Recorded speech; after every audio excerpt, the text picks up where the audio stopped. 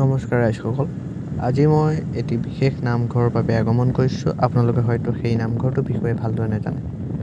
আপোনালোকক সেই নামঘৰটোৰ বিষয়ে ভালকৈ ক'বলৈ মই আগবাঢ়িছোঁ।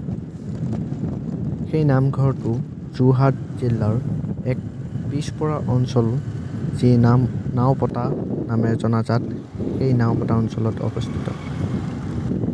এই দলংখনেই সীমা গোলাঘাট আৰু যোৰহাটৰ সীমা হৈছে এই দলংখনেই। ইয়াৰ পাৰ হোৱাৰ পিছত যোৰহাট ডিষ্ট্ৰিক্টৰ এক পাছপৰা অঞ্চলত সেই নামঘৰটো অৱস্থিত। মানুহৰ মুখে মুখে শুনা গৈছে যে এই নামঘৰটো মাঘ মাহৰ 4 তাৰিখেহে খোলা হয়। বছৰৰ বাকী কেইটা দিন এই নামঘৰটো বন্ধ থাকে, মাত্ৰ মাঘ মাহৰ 4 তাৰিখেহে খোলা হয়। বহুতো ভক্তৰ আগমন ঘটিছে। নামঘৰত নাম কীৰ্তন চলি আছে আৰু এই নামঘৰটো বহুতো মহিমা দেখা যায়।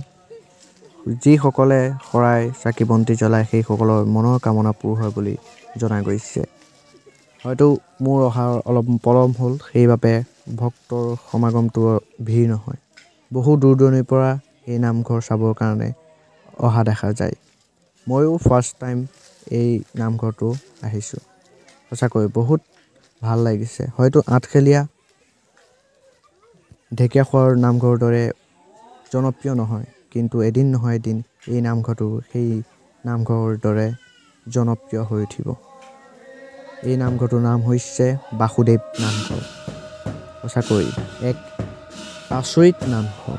বছৰৰ এটা দিনহে এই নামঘৰটো খোলা হয়। সকলো ভক্তপৰায়ণ লোকসকল এই নামঘৰত আশীষ লৈছে যাতে সিহঁতৰ বছৰেকৰ সকলো দিন যাতে সুকমনে পাৰ হয়। ধন্যবাদ ৰাইজসকল।